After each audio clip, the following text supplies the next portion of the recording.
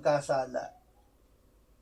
Kung tayo'y lumalakad sa liwanag na tulad ng Diyos na nasa liwanag, may pakikisama tayo sa isa't isa at ang dugo ni Jesus na kanyang anak ang lumilinis sa atin sa lahat ng kasalanan.